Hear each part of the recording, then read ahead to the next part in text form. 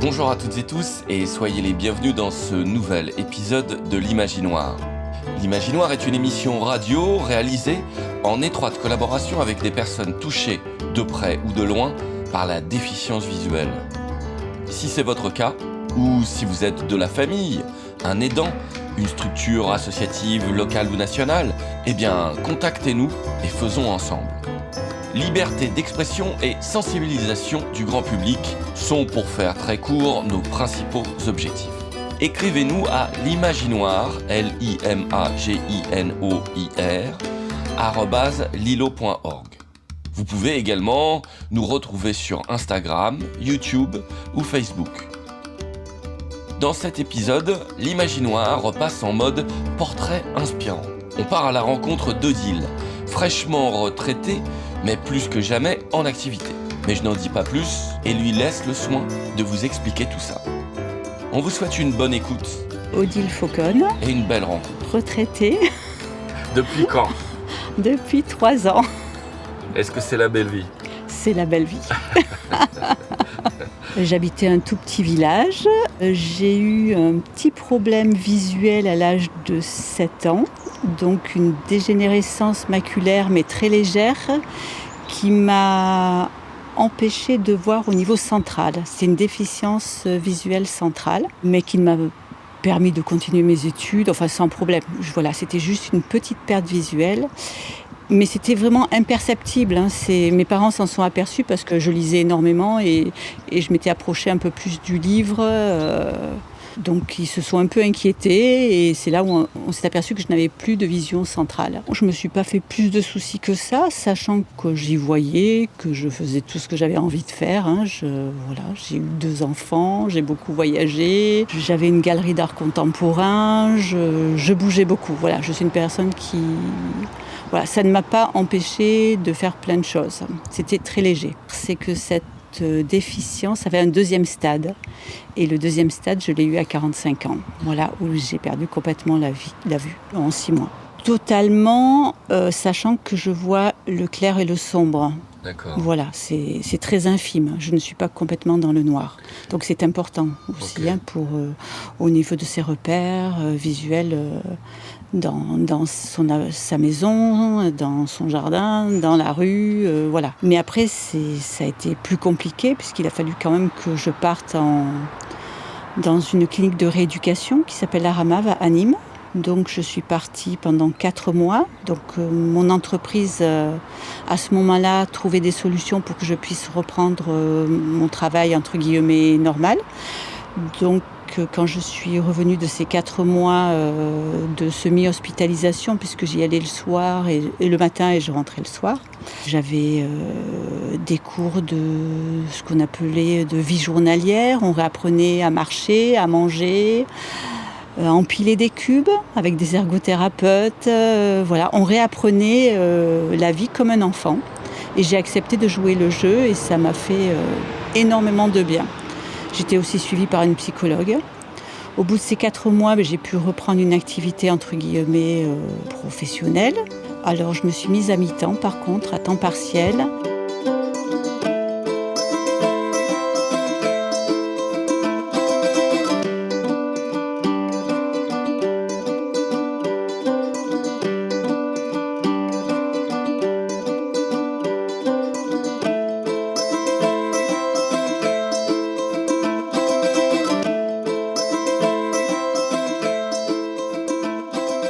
Par rapport à votre sensibilité au monde de l'art, qu'est-ce que ça a changé de perdre la vue ?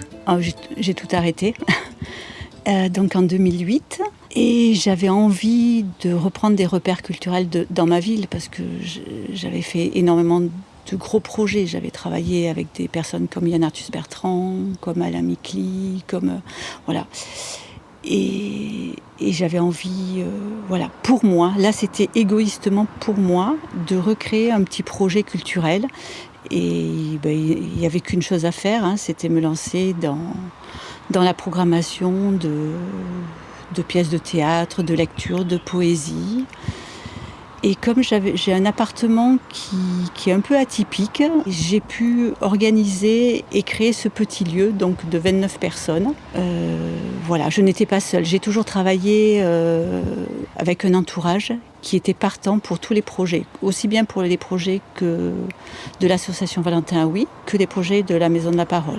On ne peut pas travailler seul si on n'est pas accompagné. Ce que j'ai oublié aussi de dire, c'est qu'en 2008, j'ai rencontré l'association Valentin Oui par le biais d'un ami ophtalmologiste d'Avignon qui m'a obligée à y aller. Et là, je me suis dit, il faut que j'aide ces personnes. J'ai décidé de devenir formatrice en informatique adaptée et de faire évoluer cette activité au sein de l'association, dont je suis devenue présidente aussi pendant plusieurs années.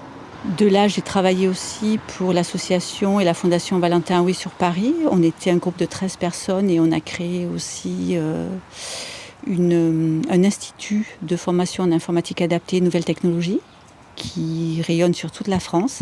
C'est-à-dire que les personnes qui ont envie de se former et de former par la suite peuvent venir, où tout est pris en charge par la fondation et l'association.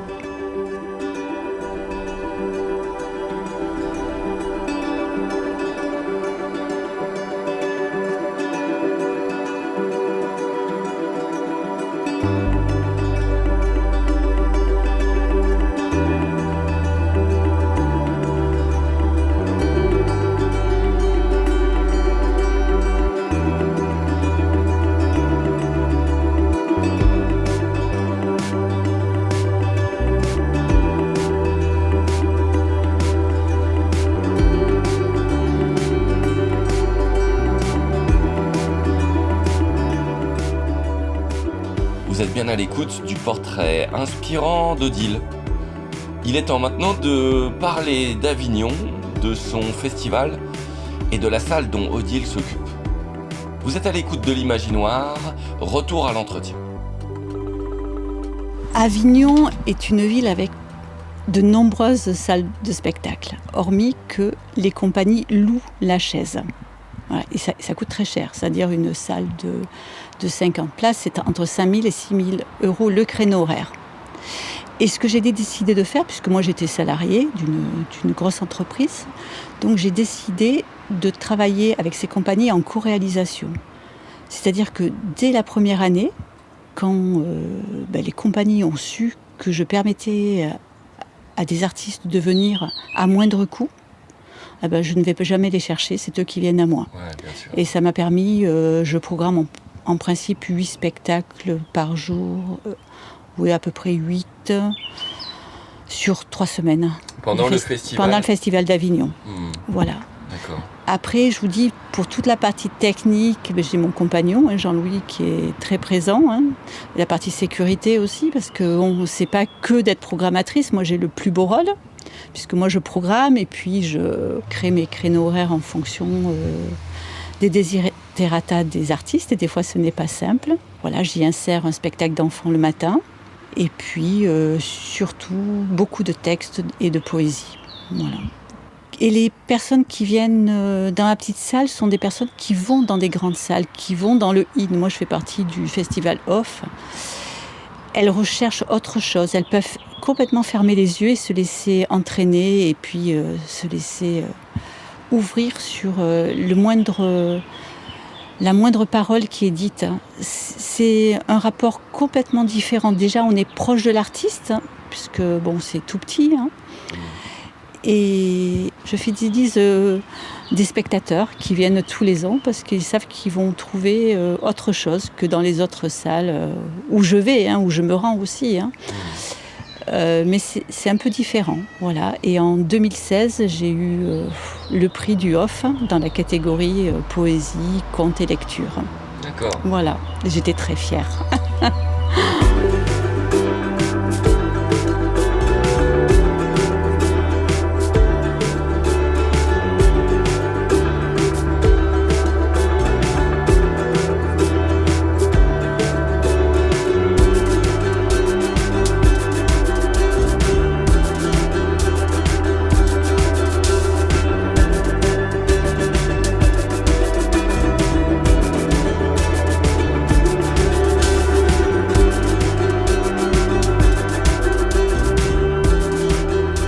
Ah non, il faut s'ouvrir, il faut sortir. C'est pour ça que je prône l'informatique adaptée, tout ce qui est nouvelles technologies. Ça recrée un lien social déjà avec ses enfants, avec sa famille, avec ses amis. Quand vous êtes capable d'écrire un courrier ou d'envoyer un petit mail ou d'appeler sur WhatsApp, de créer une petite réunion familiale ou autre de travail. On est vraiment dans l'ère des nouvelles technologies et nous, ça nous apporte énormément, même pour les jeunes qui ont la chance de faire des études, parce qu'avec tout ce qu'il y a maintenant, quand vous voyez que les plages de braille, elles font 20 cm, qu'on peut travailler avec des petits ordinateurs de 11 pouces, qu'on peut se déplacer avec un GPS, je ne dis pas qu'il est toujours fiable, mais ça peut quand même pas mal aider, on a beau critiquer en France, mais on a droit à des assistances, aussi bien au niveau aéroport que gare SNCF.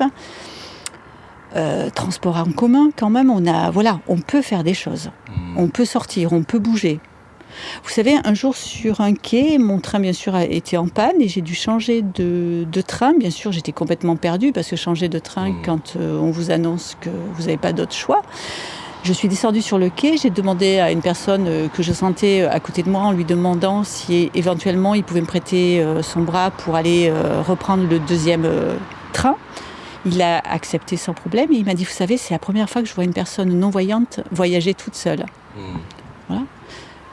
Plus les personnes sortiront avec leur canne blanche ou leur canne jaune pour des personnes qui sont très malvoyantes, plus les gens feront attention et plus on sentira qu'il y a quand même un problème. Parce que, une personne sur 50 dans le Vaucluse est malvoyante. Moi, je vous donne les chiffres du Vaucluse, parce que, voilà. Une personne sur 1000 est non-voyante. Déjà qu'une personne sur 50 est malvoyante, voilà, elle peut ni lire ni écrire. C'est quand même énorme. Et ces personnes ne sont pas en EHPAD, contrairement à ce que des fois on voudrait nous faire croire. C'est-à-dire que nous, souvent à l'association, on a des personnes à partir de 35, 40, 45 ans, 50, 55 ans, même 60 ans qui arrivent, qui perdent la vue en quelques temps, beaucoup des MLA. Et puis autres, la maladie de Stargardt comme celle que j'ai, des accidents de la vie. Et quand j'ai repris la présidence de l'association Valentin Oui, je me suis trouvée avec un groupe de personnes qui perdaient la vue presque en même temps que moi. Alors, des patrons d'entreprise, des médecins. Et de là, on a décidé qu'il fallait faire quelque chose, quoi. Donc, c'est pour ça que Jean-Paul a créé l'activité Tandem, qui est énorme au niveau du Vaucluse. Christine s'était occupée de la partie accessibilité. Jean-Pierre s'est occupé de la partie randonnée. Moi, je me suis occupée de la partie de tout ce qui était nouvelles technologies et informatique adaptée ainsi que des formations. La partie culture, parce que c'est quand même intéressant d'aller au théâtre, faire une exposition en audiodescription. Donc, parce que maintenant, on a des films en audiodescription, on a des systèmes d'exposition. Mais avant, on faisait ça comment ? On avait une personne, Jacomina Dussol, qui venait avec ses casques et qui nous audio-décrivait en direct, donc des films au cinéma, du théâtre, des expositions. C'était quand même intéressant pour nous. C'est-à-dire qu'on était dans la vraie vie.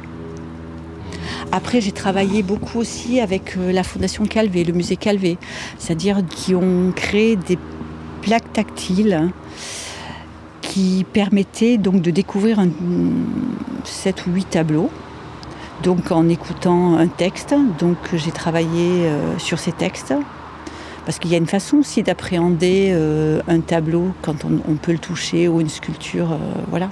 Il y a une façon de faire, un départ aussi, partir sur les côtés, avancer par le milieu. Enfin, voilà. C'est toute une appréhension qu'on apprend et qui vient après naturellement. Donc c'est vrai que j'ai toujours quand même gardé mon petit côté culture. J'ai toujours voulu... je fais beaucoup d'expos avec Jean-Louis, qui m'audio-décrit des tableaux. Alors, soit des tableaux que j'ai déjà vus, l'art contemporain, c'est compliqué, mais soit des peintres contemporains ou autres que j'aime, et ça me permet vraiment un véritable plaisir. Voilà, je n'y vois pas, mais Mais je vois à travers ses yeux. Pareil, on essaie de voyager le plus possible. Et pareil, tous les paysages, les fleurs. Là, on rentre de Martinique. Je peux vous dire que j'ai touché toutes les fleurs qu'il a prises en photo. Parce que c'est tellement fantastique. Ces fleurs, je ne vous voyais pas, mais vous les imaginez. C'est quand même un petit avantage d'avoir perdu la vue tardivement. Parce qu'on a tous nos repères visuels. Voilà. Alors en France, il y a de moins en moins d'enfants qui naissent non-voyants. Bon, parce qu'on est déjà bien soignés, et heureusement. Donc malheureusement, ce sont des pertes visuelles, soit dans l'enfance plus tardive ou à l'adolescence. Ou alors, je vous dis, plus tard.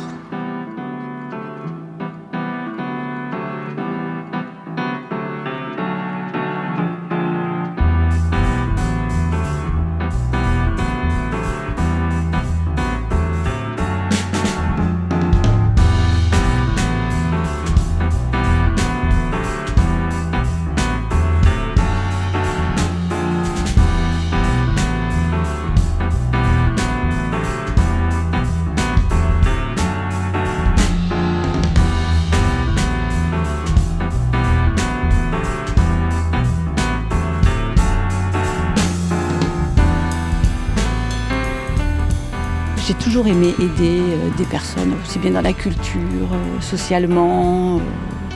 Parce que j'estime que quand on apporte quelque chose à ces personnes-là, on nous le rend.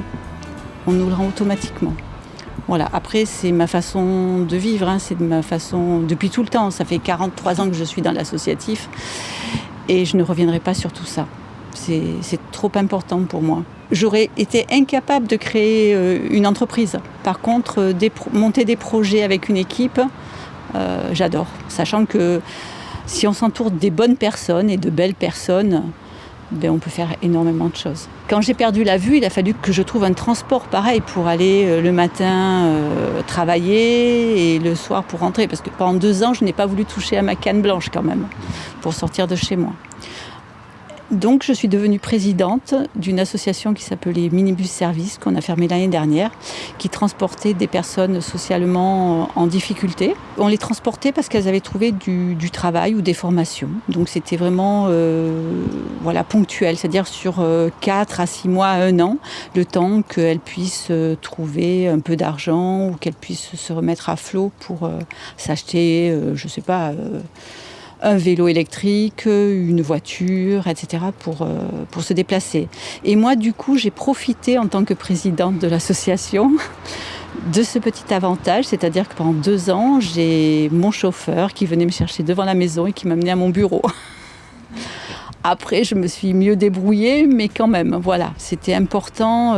J'ai eu une prise en charge complète, c'est ce que je vous disais.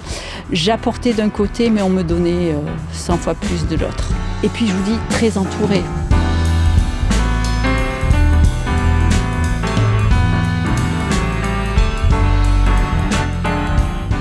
Voilà, l'émission touche à sa fin. Nous sommes toujours en compagnie d'Odile et il nous reste tout de même un petit peu de temps pour aborder un autre sujet important. Vous êtes bien à l'écoute de l'Imaginoire, retour à l'entretien. Moi, je suis toujours contente, je suis toujours heureuse quand on me dit « Ah, il y a ça qui a été fait ».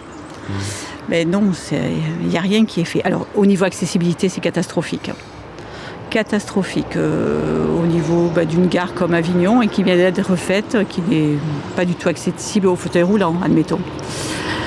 Ils nous mettent des poteaux avec des bords très anguleux, alors que la législation dit qu'il faut des potelets de 2,20 m avec le bout en haut arrondi. J'avouerai qu'il y a beaucoup de choses en accessibilité qui pêchent et on n'arrive pas à faire avancer les choses. Ça, c'est l'accessibilité donc, dans notre entourage immédiat pour nous permettre de nous déplacer beaucoup plus facilement. Il y a une autre accessibilité auquel on ne pense pas, ce sont les sites. Des sites accessibles, il y en a très très très peu. Ça veut dire qu'on se sent toujours un peu mis à l'écart. Alors déjà parce que les images ne sont pas audio-décrites, on ne demande pas qu'elles nous soient audio-décrites complètement, juste, je parle d'Avignon, mais vue du pont d'Avignon sur le Rhône, juste ça, on n'est pas obligé de savoir les couleurs. Des liens, c'est très facile d'avoir des liens sur un site qui sont bien nommés. où on peut aller très facilement, des menus déroulants. Il faut aller au plus simple et malheureusement, ce n'est pas ça qui prime. J'interviens dans des formations de jeunes webmasters à Avenir 84, qui est un centre de formation, pour leur dire effectivement, vous faites des sites très beaux, mais déjà faites attention aux contrastes pour les personnes malvoyantes. Parce que voilà, des contrastes jaune et rouge, c'est extra, c'est-à-dire que les personnes vont vraiment voir soit les images, soit les informations qui vont défiler devant elles. Si vous mettez du bleu sur du vert clair, aucun intérêt, quoi. Et voilà. Donc au niveau accessibilité, ça pêche énormément. Voilà, et je vous dis, il y a des lois, mais les avancements sont très très compliqués. La politique, ce n'est pas d'actualité, et moi, entre guillemets, je dis ce n'est pas la mode. Voilà. Donc non, voilà, cette partie-là pêche énormément. Et personne n'y fait attention, ni les architectes, ni nos élus, tout simplement, alors que ce soit municipaux, d'intercommunalité, députés, enfin voilà, tous. Je les mets tous dans le même sac, puisque de toute façon c'est eux qui pondent les lois et qui signent les contrats. Et rien n'est fait. Alors, vous savez, pour un peu contourner la loi, ce qu'ils font, ce qui est un peu désolant, c'est-à-dire que quand ils nous disent « Ah ben voilà, c'est accessible », alors ils vous mettent un petit panneau braille. Effectivement, bon, c'est bien, des petites bandes podotactiles, voilà.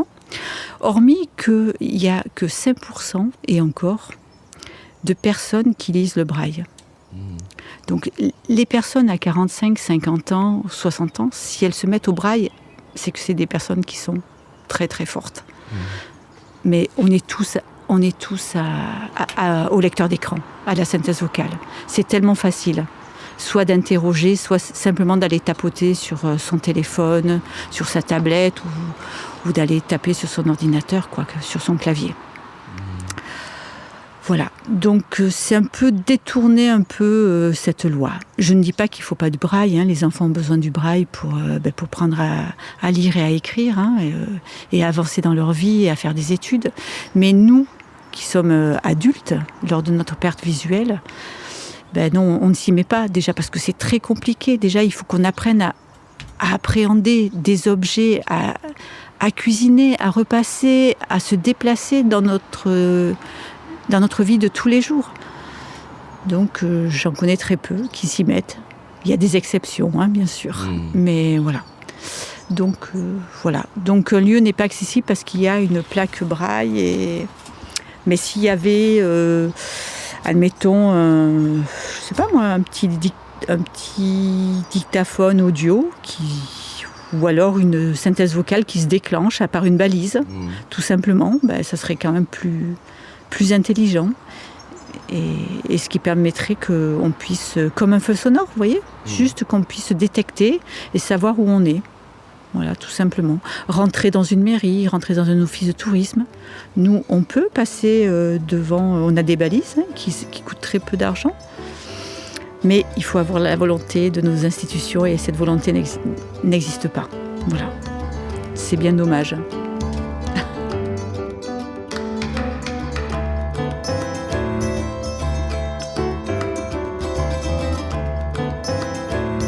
Voilà, c'est fini pour aujourd'hui. Merci à Odile, à Jean-Louis et à Philippe. Il est fort probable que nous retrouvions Odile lors de la prochaine saison de l'Imaginoire, car oui, c'est officiel, l'émission reviendra sur les ondes en septembre prochain pour une 8e saison. Si vous aussi, vous voulez faire partie de cette prochaine saison, car vous avez des choses à dire et à partager, eh bien, contactez-nous et faisons ensemble. Faites-vous confiance. L'association Résonance qui produit cette émission vous accompagnera à votre rythme afin de faire entendre votre voix.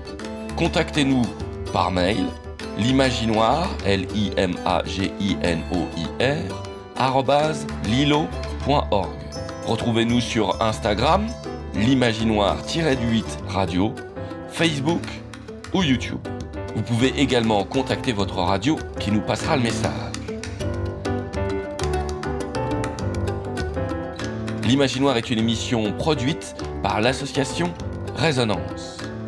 et soutenu par la CAF Drôme. À bientôt pour une nouvelle émission.